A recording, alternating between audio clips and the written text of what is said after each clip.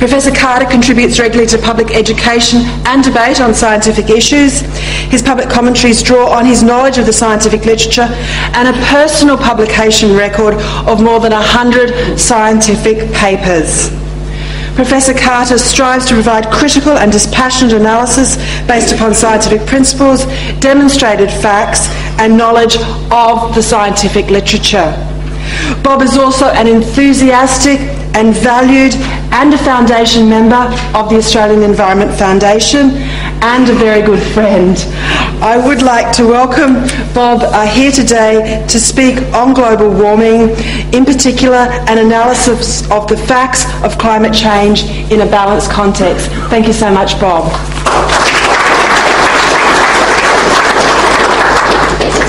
Thank you, Jennifer. Good morning, ladies and gentlemen, and thank you to Max and the AEF particularly for the invitation to speak to you. A few things I'd like to make clear at the outset.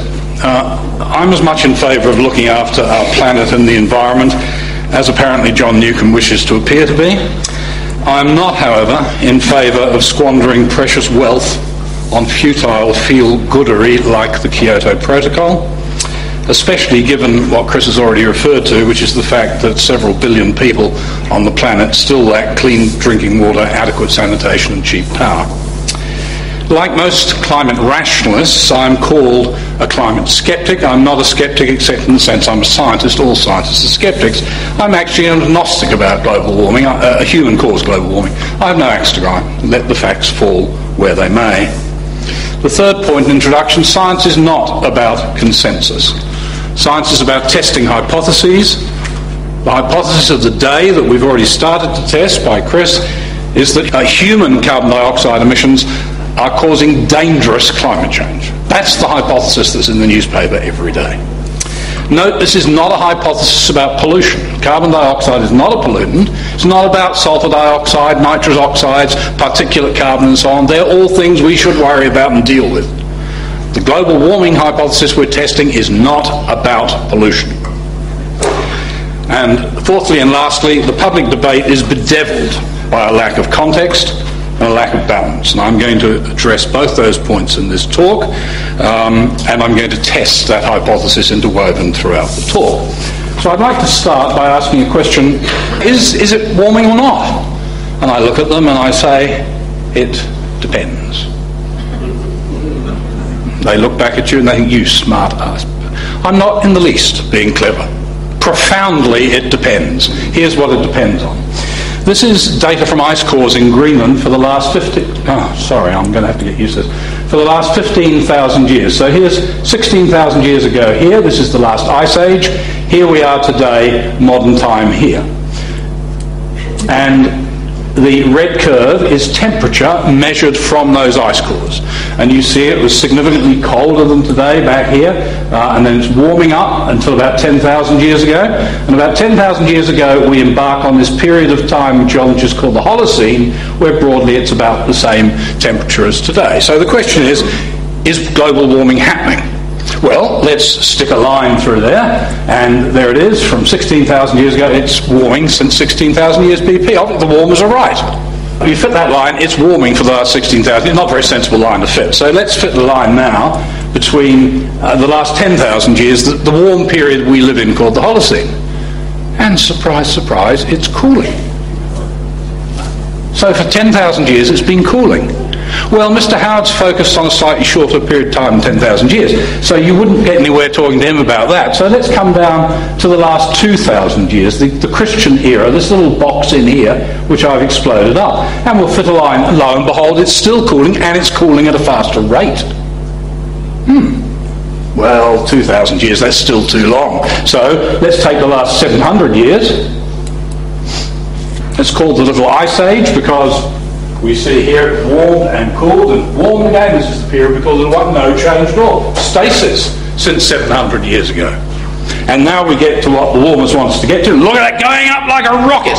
We were right. Global warming's happening. But Chris showed us this. There's a little bit of a problem. If we go to the last 8 years, it's stasis again, like the Little Ice Age. There's another problem, which is if we look at all those lines, they're statistically significant except for lines 5 and 6. Why are 5 and 6 not statistically? Because they're too short a period of time over the data set. There's plenty of places where the temperature's going up at this rate, back here, back here, back here. This is absolutely not unusual. So, answer it yourself. You've got the newspaper report now. He says to you, is warming happening or not? It depends. So now we've just looked at the last 16,000 years. Now let's reduce that for a moment to the last 5,000 years, and we've plotted it in BC and AD, in Christian period.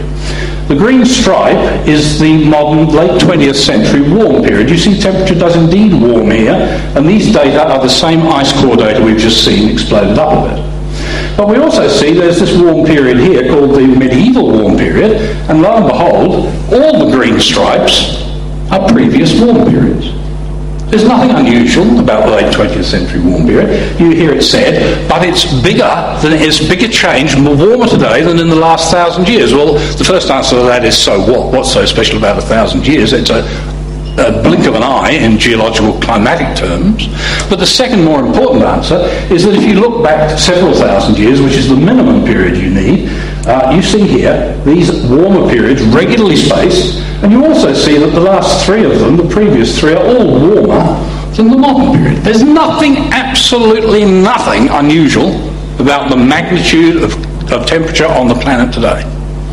Furthermore, if we recall through these beautiful paintings, amongst other things, European paintings, that between the warm periods we have these cold periods. This is the little ice age I've already referred to before.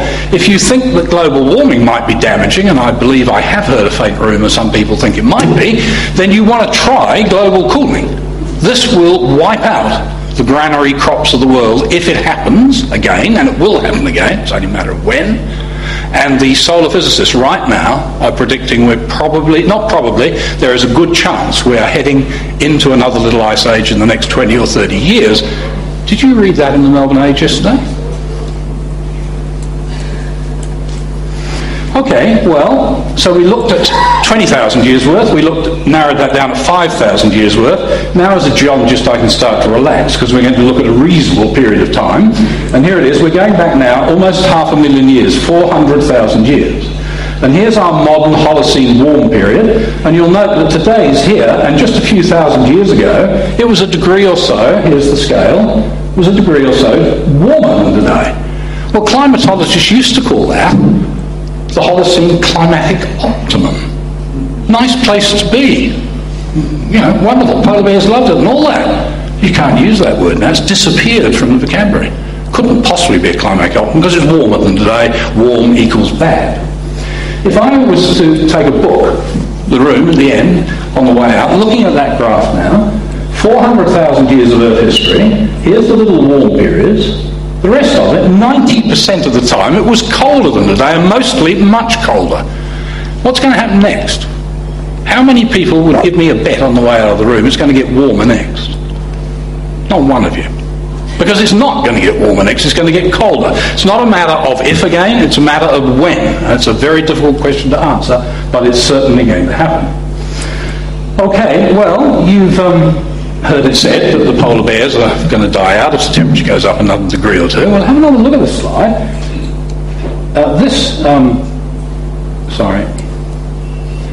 This peak up here is 5 degrees warmer than today, and this interglacial a few 100,000 years ago. You know those pictures you see on SBS and ABC? You don't watch SBS and ABC, do you? God. But if you do, every week regularly you'll see a picture of a polar bear on Nice Flow somewhere or other. They're imaginary. They're virtual reality. They can't be there. They couldn't possibly be. Look, they all died out. They died out here, they died out there. There's none there today.